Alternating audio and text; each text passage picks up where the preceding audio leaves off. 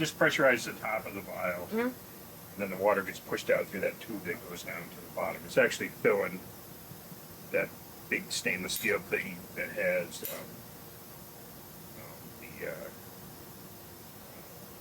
volume written on it.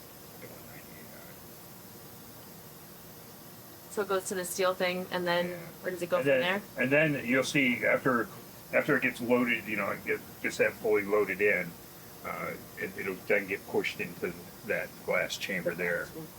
And then what's it doing in the glass chamber? So the glass chamber, you know, there's a little filter or frit down there, and so it bubbles nitrogen through there to strip out the dissolved gases. Mm. So then the nitrogen bubbles through, gets the dissolved gases, and then you measure it. Ends up going over here.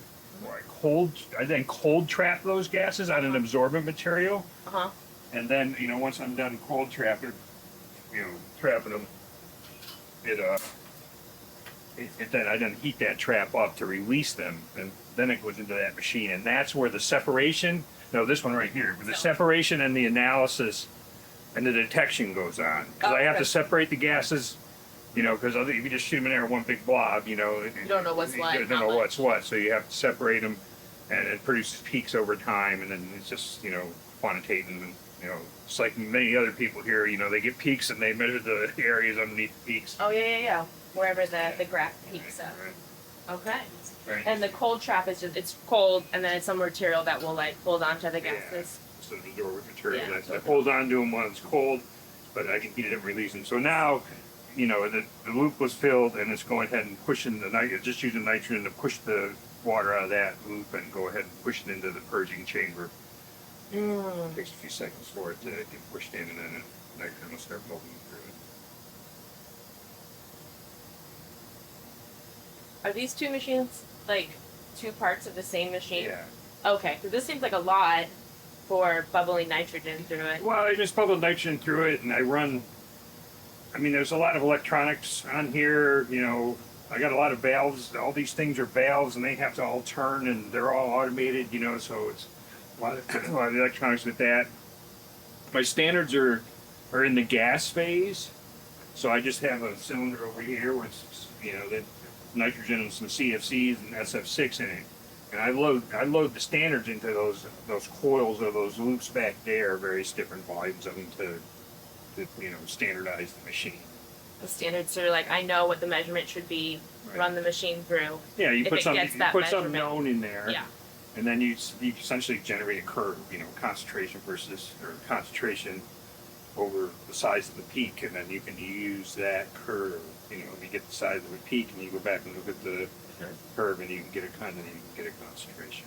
Okay. And then you're like, if the graphs match up with what they're supposed to, then the machine is running correctly. Yeah. And then you can run your samples. There's a lot of different ways that people check their machines to make sure, like as I've been talking to people, there's a lot of. I run blanks too. You always have to run to clean it.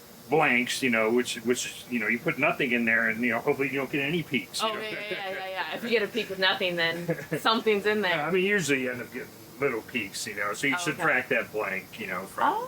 And somewhat, it's very, you know, the concentration, not, you know, just like most folks, you know, it's very, very low concentrations. The you know, the CFCs are a few picomolar, which is 10 to the minus 12 concentration. So 1 part in 10 to the minus 12, or 10 to the 12, and then the sulfur hexafluoride is a femtomolar, which is 1 times 10 to the minus 15. Okay, and that's how much. Yeah, that's how much you see. You know, that's how much I'm measuring. Yeah, it's very, very, very, very small. Yeah. How many zeros after the decimal point is that? Well, it's you know, it's like 20. 12 or 15. Goodness. 0, 0, 0, 0, 0, 0, 0, 0, 0. Yeah. That's where you get the chemistry part. Real small things you can't see. Yeah. You're measuring. Right. So I mean, most of the the guys that are doing the metal stuff, they're looking at nanomolar, which is 1 10 to the minus 9 usually. 9, you know. Yeah, 9 zeros. Yeah.